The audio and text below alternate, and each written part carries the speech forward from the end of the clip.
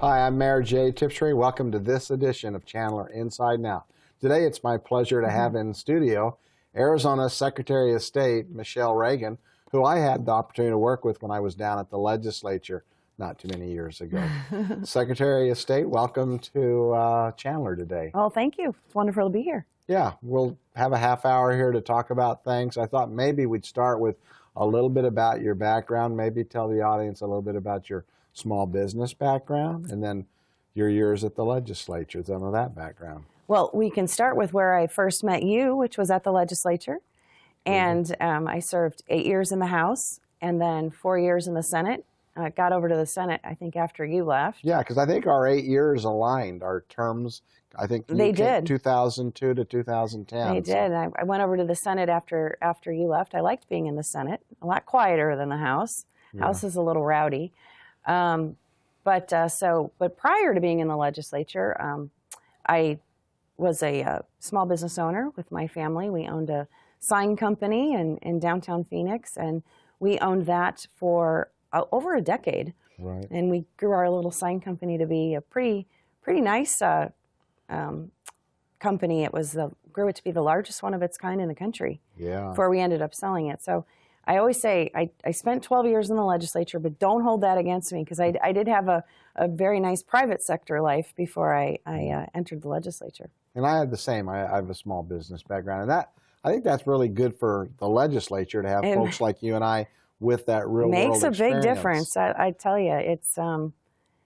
I think it just colors everything all the decisions that you make. Is it good for small business people, or is it bad for small business people? That was kind of the lens that I looked through legislation at. It made a difference at how I voted on things, certainly. I know it did for you too. So. Yeah, it did. It was absolutely very good for my policy making and decision making. So, and that's why I love being Secretary of State, because Secretary of State, most people know it as it's the state's second highest office. Yes. And we don't have a lieutenant governor, so I'm your de facto lieutenant governor.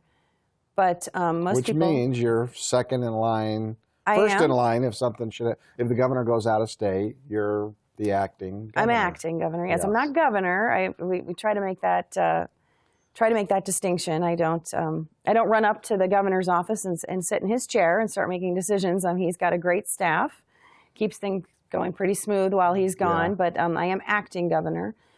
But I also have 8 divisions that I run as Secretary of State, which most people don't realize, and that business background comes in pretty handy. Yeah. So and it's interesting you mentioned that you're next in line to the governor. I wasn't going to talk about that, but we've had a number of Secretary of States ascend to the governorship over the last couple of decades. Jane Hall. Jan Brewer, Rose Mofford. Yeah. So there's a little bit of history there. Didn't work out that way for Ken Bennett. No. So no. He was Secretary of State before me, and he was, good Secretary of State. He ushered in some neat programs. So. I worked with him. So you had that 12 years in the Senate, the House and the Senate. How did that kind of prepare you for your current job? Because now you're more of like an executive position where you're running a pretty big shop, all the divisions. It is. It's about a $20 million agency, 160 employees, and I oversee the state's elections and a bunch of different divisions, big business services component. Mm-hmm. But that experience that you have in the legislature, there's something that really you just can't replace that. Right. Not that saying that I would go back to the legislature, because I'm certainly glad I did it, but wouldn't go back. But all of the experiences that you have there, the state budget, and having that knowledge is just incredibly valuable with what we're doing now in the Secretary of State's office. How the different government agencies operate, how they interact. How all the different pieces all kind of fit together somehow. You wouldn't know that if you hadn't been in the legislature. Right. And so it definitely comes in handy. And how now that the legislature's in session, the Secretary of State's office has bills that we need to get through session. Well, knowing how to work the legislature and work that process, is really helpful. That's a good point, because that's kind of like sausage making. If you don't know how they're making that sausage, Yes. it takes a. I mean, That's normally we'd interesting. need to have to hire people to go lobby the legislature, Mhm. and it's really handy to be able to go down and be able to do a lot of that myself. Yeah, and you have the relationships because you're still, I walk those yeah, halls. you know all those folks that are down there. So it's So the nice. Secretary of State, I think everybody envisions, yeah, they oversee elections, but you oversee a lot of things, business filings and those. Trademarks and trade names and notaries and UCC filings, which are kind of boring and bland, but 7,000 some business filings typically in a month come through That's our office. And then the state libraries, most people don't realize the state library is under the Secretary of State's office, and the Capitol Museum and really, the Address Confidentiality Program, which is something that domestic violence victims utilize after they get out of the shelters, and the list goes on and on. It's a very immense. It's the Department of State is what yeah. it's called, and it's pretty enormous. Yeah, I don't think most people realize that. You have a lot of Um, responsibilities. Most people don't, and when you're on the campaign trail, there's a lot of components about it that you just don't talk about because people's eyes would glaze over because it's just not that. Yeah. In the elections part, people get real interested in, and of course, this year, 4 statewide elections coming up. I mean, there's no better time to be Secretary of State. You're going to be very busy this We year. will. It will. Yeah. It's good. It'll keep me out of trouble. So you've been on the job as Secretary of State, as we're taping, a little over a year now. Any big surprises as you took over those responsibilities versus maybe what you envisioned, or is it pretty much, okay, this is what I thought it was going to be? Well, a little bit of both. It is what I envisioned, but then so much more. Like I said, I don't think I realized that I had a Braille program underneath the Secretary of State's office. I don't think I realized that there was 11 locations around the state where I had employees working, little things like that. And then, of course, our state is geographically very large, which Very large. you know that. I knew that going in. But I always say if I'm in Phoenix every day of the week, I'm not doing my job right because, I'm used to representing a district in the legislature. But when you're a state office holder, you're representing the entire state, which means I need to be in Yuma and Flagstaff, in Window Rock, Prescott. I'm Right. bouncing around all over the place. And so today was a treat. I looked at my schedule. I said, I get to go to Chandler. This is great. Yeah. Chandler's close. It's close to where I live, too. Yeah, But it's not that way every day. And so that you takes travel a while. the state a lot, it I sounds do. like. And Yeah. I've been placed on a couple of national boards, which is really good, I think, for the state because it gives us kind of a national presence. Right. So that requires traveling quite a bit outside of the state. So that's taken a while to get a little bit used to. Yeah. But Travel is not easy. it is not easy. And some people think it's kind of glamorous. Not so glamorous. I don't think No. so either. I agree. I agree. I like Arizona. I like home. Me too. You mentioned this year we have 4 elections. It's, what is it, the special election in May, the presidential preference election? It starts with the presidential preference election. We commonly call it the presidential primary. That's March 22nd. Mm-hmm. And then we have the special election, which is Proposition 123, the sales tax or the education funding. State trust lands. The state and that trust kind of land, thing. asking the voters if they want to increase the distribution from the trust to go Right. into the education. And that's in May. And then we have the regular primaries in August. And then the big general election, which is then also the presidential Right. election in November. So, Yeah. and we've been doing a lot of upgrades to our election systems at the same time. So just to kind of give you an example, anyone who watches those tickers kind of at the bottom of the news where it gives election results, all that information is coming from the Secretary of State's office. What candidate is ahead, what candidate is, all the numbers. And that system is a vendor, a state vendor. And that system actually crashed a couple years in a row, elections in a row. That's not good. No. So we decided, we need to get rid of that company, that vendor, and we're rebuilding that system ourselves, which, one, we hope works better, and we think we can control it better if we've built it ourselves. But we're debuting it this year, And that's a little scary to be rolling out something new like that in a big year. So let's knock on wood. I'll join you in that. So we're rolling out things like that. We have a new website, which I think you've seen, and then of course we made it mobile friendly. We're going to be rolling out apps, mobile apps that people can download to find polling locations, have ballot information sent to them. So we're being very aggressive in some of the things that we're doing, and that is exciting, but then it's also a little, okay, we hope this stuff works. So you're telling your staff, make sure we get all the bugs worked out of this before we unveil. Oh, we know there's going to be bugs. There always is, There right? always is, but the goal is that, you know, we're still a very paper office. A lot of stuff is still on paper, and we want people to be participating in elections, and especially younger people. And they're not going to participate if stuff is on paper. You're right. And we need to be communicating with them in a way that they speak, and it's not on this stuff. So yeah, you're right. So our 4 elections this year, and then the last one being the November general, that's going to be a huge turnout because it's a presidential election. Yes, obviously, we're expecting. We're seeing participation numbers. Well, we were seeing participation numbers go up. Now, interesting. This is the time of the year where the county recorders are. All 15 counties are going through and cleaning their lists, which is the time where they get a chance to clean off the people who have moved, people who have passed away.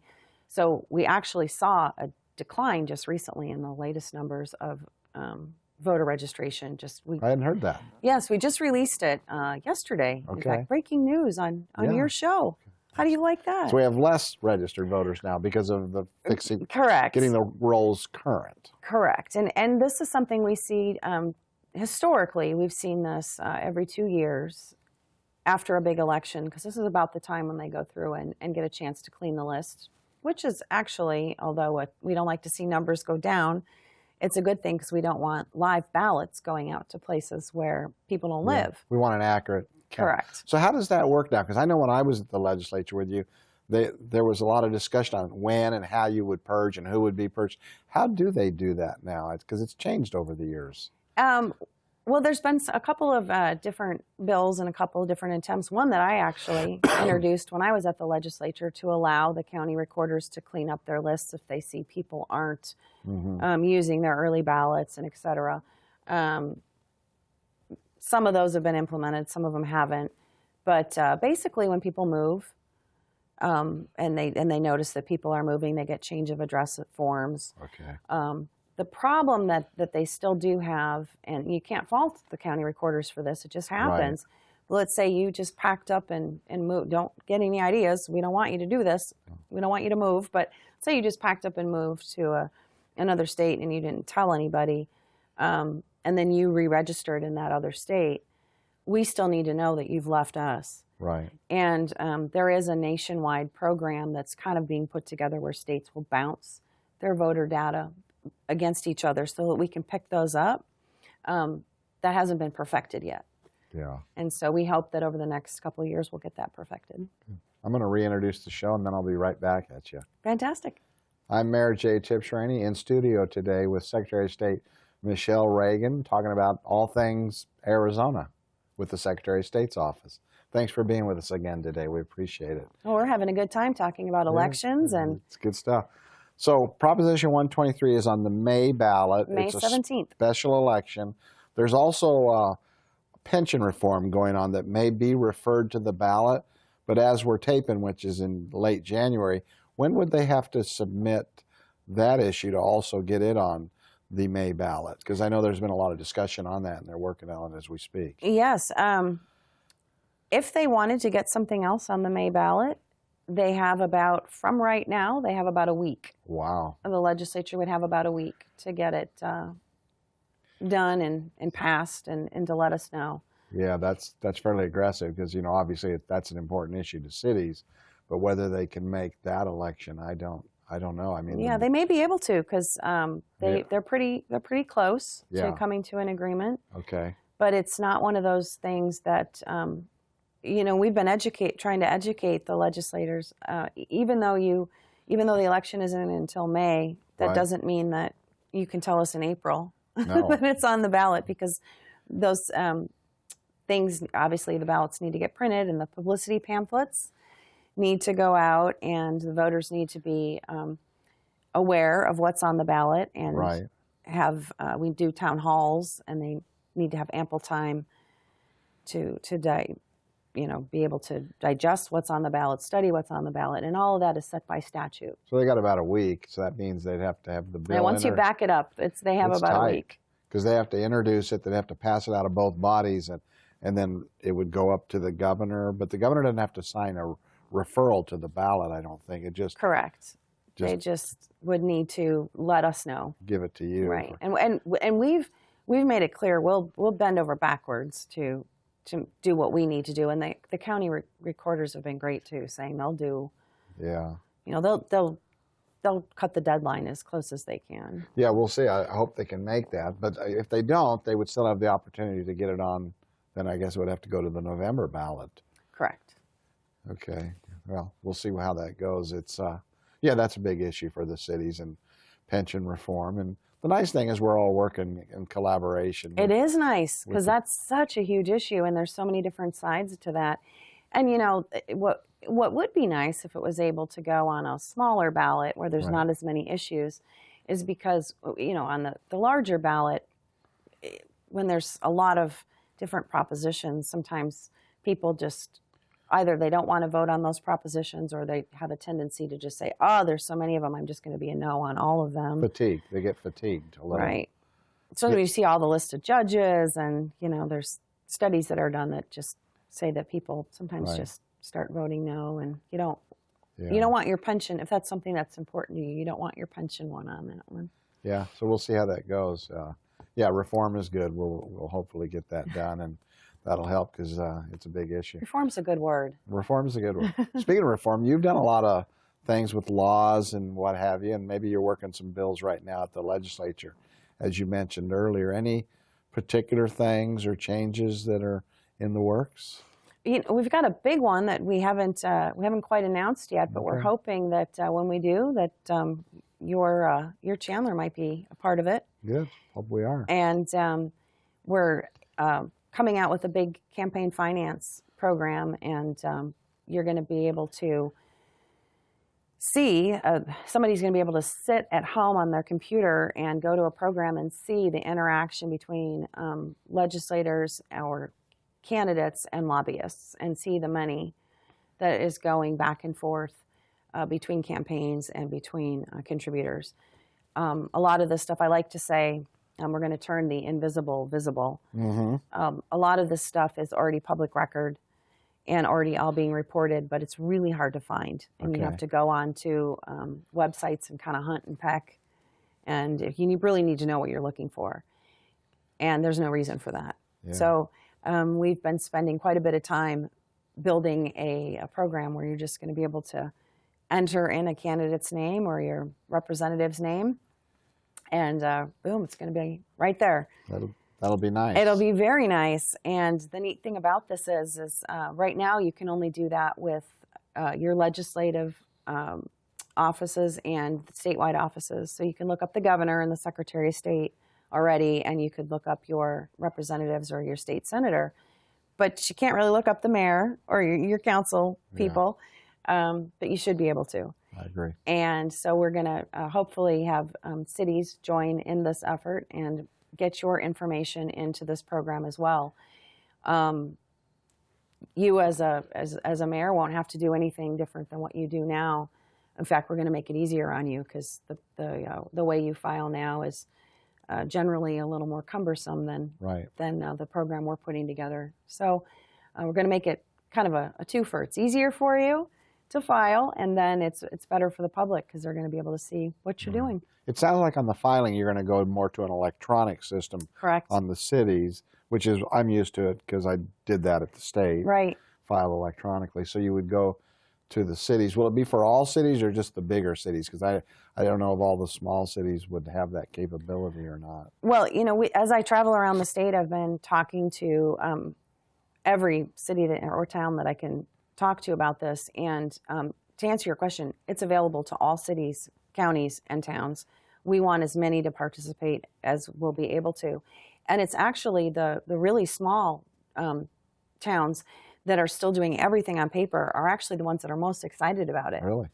Because for them, it's a way to go from having nothing to having the gold standard and doing it completely web-based. So they don't need to invest in any infrastructure because their candidates just need to log on from home.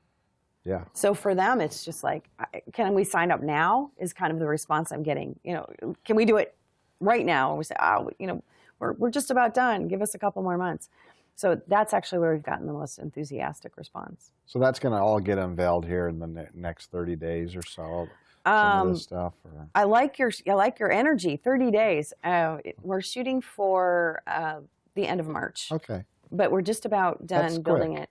It's we've worked on it all summer and all fall, and this is something that, I have some of the best IT people working on this, and it's been a priority of ours because, this is what the public's been asking for. Yeah. Good. Well, watch that because, like I say, I'm used to filing the way we've been filing at the city, but I'm also used to the transparency at the state with the electronic filing where it's all web-based and people can go on and see what Michelle Reagan's contributions, expenditures, and what have you are, and are whenever we were in the legislature. See, we'll come back and remind you of that, and we'll see if we can get Chandler to be one of the first to join in, because I think it's going to be something that will make Arizona really stand out around the rest of the country, because this will be the first of its kind in the entire country. Yeah. The way it's being set up. And so it'll be nice to be first in something. Yeah, first is good. We want to be. And a good thing? Yeah. So elections, presidential preference primary. What's the controversy that this might be the last, and where do we go from there? I know that was brought to my attention. Is there some kind of controversy? Well, it's important to point out to anybody that's watching, independents, this is the one election in Arizona where independents can't vote. It's the presidential primary is only open for registered Republicans, Democrats, or Green Party members. So we're really worried that we're going to have a lot of independents show up at the polls on March 22nd and want to vote, and they're going to be denied a ballot.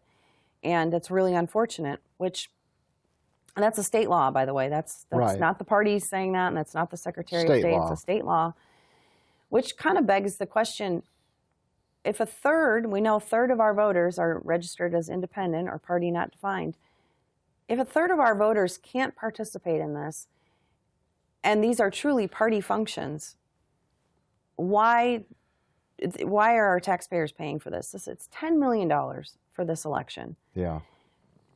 $10 million that could be, I think, better spent in other areas. And we're saying 1/3 of you can't participate in this, but yet you're going to pay for it. Right. At some point, the parties need to, that's not to say there's not going to be an election. The parties can still hold the same exact election we're holding right now. They would just have to contract with the Secretary of State's office in the county to hold the election. But it probably shouldn't be a taxpayer expense. This is something that the parties should start picking up. Because right now, the presidential preference is a state-financed election versus the parties. And so, at some point, if a third of our population is going to be barred from participating, then the parties need to start picking up the tab. And that's what I've been saying. Now, is that controversial? Yeah. I don't know. And we've thrown it out there. That's for the legislature to decide. Because are they the ones that authorize the presidential preference election? Yes, and they're the ones that also have to authorize the $10 million spend. So what do you think will happen? Well, that's up to the 90 people in the legislature. It's just, I believe that it's not prudent to ask taxpayers to fund something that they can't participate in. That's just, the conservative part of me can't find a good argument there. And this is all part of as the Democrats and the Republicans and the Green Party are trying to figure out who their nominee for president's going to be. We got the Iowa caucus, New Hampshire, South Carolina. This is Arizona's version of picking whoever's going to win the states nomination. Well, and for 2 that. points there, Mayor. First of all, it's nothing really more than a state-sponsored beauty pageant because Yes. we're not actually voting for the president. We're voting for delegates who are going to go to a state party convention Okay. and then vote. Those delegates are then going to vote for our party nominee. And then go to the national convention. Correct. Yeah. So we're actually voting for delegates to go to Cleveland, Ohio, and vote in July for our party's nominee. Okay. So it's not actually really an election, and that's why it's called the presidential preference election Okay. instead of an actual primary. And the second part is we just have to remind ourselves why these things were first created, and that was as a way for parties to make money. Okay. And that's what the parties should be doing. They should be using this as fundraising opportunities. South Carolina charges people to get on the ballot, the candidates to get on the ballot. There are ways to encourage party participation. There are ways to their fundraising activities. So is the parties basically paying for the election in several South states, Carolina because of that charge? every state does it differently. Yeah. So they were not set up originally to be a taxpayer expense. I got you. They were set up to be something that the parties held, and each party in each state figured out how they wanted to do it. Yeah. They were never really set up originally to have taxpayers assume a $10 million cost I got and then say, oh, by the way, and a third of you can't take part in it. I think it's gotten just a little out of hand. Now, the legislature may disagree with me. The public may disagree with me. I'm just throwing it out there as Right. an option. So this year it's going to continue, but whether we have a presidential preference or how it's paid for In 4 years 2020. from now is up for discussion, Correct. it sounds like. Yeah. Good. I just think there's better ways to do it. And I think the presidential candidates should be courting us. Right. They should be coming to Arizona and courting us and paying attention to Arizona instead of We haven't seen much of them yet. exactly. And if Yeah. we did it right, they would perhaps pay attention to the 6.5 million people who live in Arizona. True. Yep. All right. Well, I'd like to go on, but we've hit the limit. But I want to thank you for coming out to Chandler today. This is a real treat. Thank you. Thank you for being with us. It's wonderful. Thank you so much, Mayor. Yeah. Thanks for joining us today. You've been watching Chandler Inside Now with Secretary of State Michelle Reagan. Until I see you again, take care and be safe. Good. Thank you. Thank you.